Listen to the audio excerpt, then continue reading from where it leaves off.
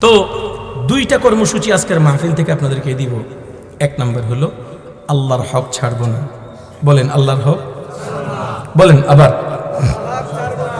আল্লাহর হক। দুই নাম্বার হলো বান্দার হক ধরব না।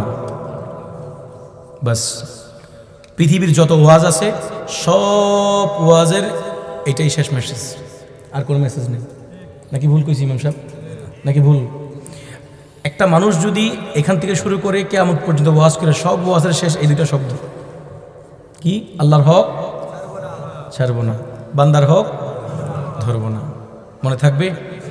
আল্লাহর হক ছাড়ব না মানে আল্লাহর হকের মধ্যে যত হক আছে, নামাজ, ঈমান, নামাজ, রোজা, যাকাত, হজ, কোরআন তেলাওয়াত, এগুলো সবগুলো আল্লাহর হক, একটাও ছাড়ব না।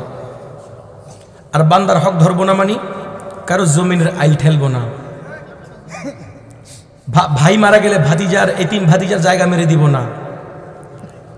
বোনকে টাকা খরচ করে বিয়ে দিলে খোটা দিব না। তোরে বিয়ে দিছি না টাকা খরচ করে, আবার জায়গার ভাগ কিলে লইতে এসেছিস। শুনেন, বাবা মারা গেলে ভাই পাবে ডবল, বোন পাবে সিঙ্গেল। কেউ যদি বোনের হক মেরে থাকেন, আজকের মাহফিল থেকে তওবা করে যান। আল্লাহর কসম, আজকের একটা মেসেজ মনে রাখবেন, জমিন তো দূরের কথা, 100 টাকা যদি কারো আপনি মেরে দেন, 100 টাকা, এই কথাটা একটু ভালো করে বুঝুন। 100 টাকা যদি আপনি কারো খেয়ে ফেলেন অন্যায়ভাবে, এই 100 টাকার জন্য আপনি, এই 100 টাকার ক্ষমার জন্য যদি আপনি হজ করতে চলে যান, আপনার জন্য যদি কাবাঘর খুলে দেওয়া হয়, কাবাঘর খুলে দেওয়ার পরে সেখানে যদি আপনি ঢুকে কিয়ামত পর্যন্ত হায়াত দেওয়া হয়, কিয়ামত পর্যন্ত আপনি সিজদায়, কদ্দুর বললাম, কিয়ামত পর্যন্ত আপনি কাবাঘরের ভিতরে সিজদায় পড়ে থাকলে, আল্লাহর কসম বলছি, 100 টাকার হক ততক্ষণ পর্যন্ত মাফ হবে না যতক্ষণ ওই ব্যক্তি মাফ না করবে। তার মানে কেউ যদি আপনার কাছ থেকে 100 টাকা পায়, আপনার জান্নাত শেষ, জান্নাতে তালা লেগে গেছে। সারা রাত তাহাজ্জুদ পড়তে পারেন, প্রতিদিন কোরআন খতম করতে পারেন, নামাজ পড়তে পড়তে কপাল ঘা করে ফেলতে পারেন, প্রতি বছর হজ আর উমরা করতে পারেন। আল্লাহর কসম করে বলছি, বান্দায় যদি আপনার কাছ থেকে হক পেয়ে থাকে, আপনার উপরে জান্নাত হারাম, 100 টাকা হয়ে থাকলেও। এবার বুঝেন, যে ভাই তার বোনের হক খেয়ে ফেলছে, যেমনি হোক বোনের বইলা টইলা কায়দা কৌশলে নিয়ে ফেলে, বড় জুলুম চলে আমাদের দেশে, খোটা দেয়। তুমি তোমার বিয়ের সময় তোর খরচ হয়েছে না, বিয়ের সময় খরচ হয়ে তোর উপর দায়িত্ব, তোমার উপর দায়িত্ব, এটা ফরজ, তোমাকে করতে হবে, তার জায়গাও দিতে হবে। এই জন্য জমিনের আইল ঠেলবেন না, আল্লাহ পাকের অভিশাপ করে হাদিসে আছে, কারো হক মেরে খাবেন না। এমনকি যুবক, তোমাদের জন্য বলছি, আমরা একটু লাস্ট মেসেজটা শুনেন, কথা বলবেন না। আমরা রাস্তা দিয়ে যাওয়ার সময় বড়ই ভ্যান গাড়ির করে বড়ই বিক্রি করে, একটা বড়ই খেয়ে ফেলি না? আচ্ছা, এই যে আপনি একটা বড়ই খেয়ে ফেলছেন, আপনার মতো এরকম 100 লোক যদি রাস্তার পাশ দিয়ে যায়, একটা একটা করে বড়ই খেলে কয় পিস হলো? আপনি না বলছেন হুজুর আইব গানা খাইছি, আন্নের মতো আরো আছে যে এমন না খাওয়াই, মাগনা খাওয়াই না, মাগনা খাওয়াই না, কি রাস্তায় আর নাই?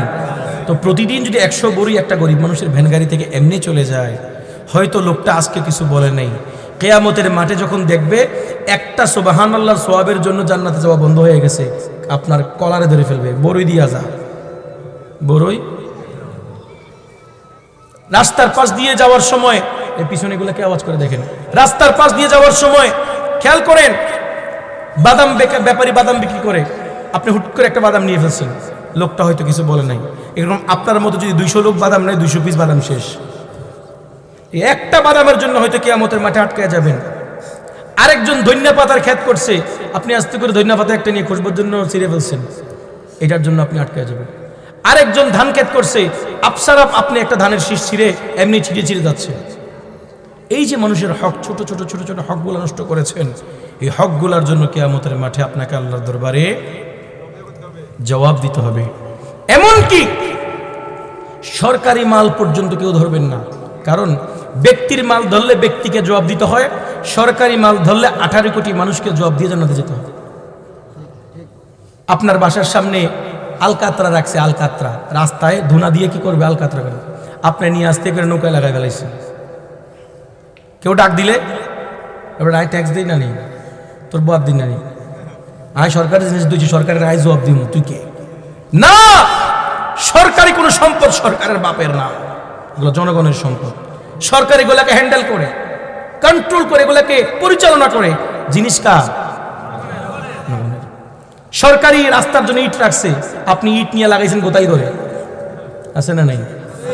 সরকারি কাজের জন্য বালু আনছে, আপনি বালু নিয়ে পুরাইছেন আপনার উঠানের গাথা।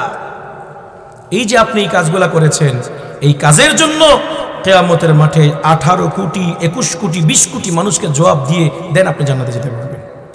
এই জন্য আজকের মাহফিলের শেষ মেসেজ হলো, আল্লাহর হক ছাড়বো না, বান্দার হক ধরবো না। মনে থাকবে ইনশাআল্লাহ। আর আল্লাহর হকের মধ্যে সবচেয়ে বড় হক হলো নামাজ। সবচেয়ে বড় হক কি? জীবনে কোনোদিন নামাজ ছাড়বো না। জীবনে কোনোদিন কি ছাড়বো না? পারবেন তো ইনশাআল্লাহ?